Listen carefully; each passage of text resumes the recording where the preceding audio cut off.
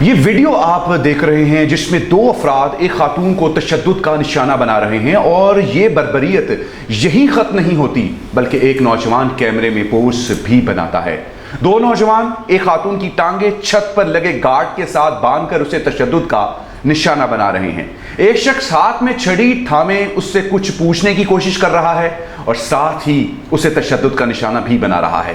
خاتون مسلسل روتی ہوئی معافیہ مانگتی دکھائی دیتی ہے۔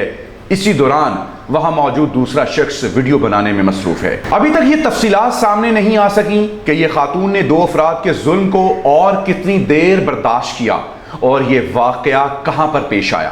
تاہم اب یہ سیکیورٹی اداروں پر منحصر ہے کہ وہ اس ویڈیو کو ٹریک کرتے ہوئے ان درندہ صرف انسانوں کو جیل میں ڈالیں اور ان کو اس ظلم پر کڑی سے کڑی سزا دیں۔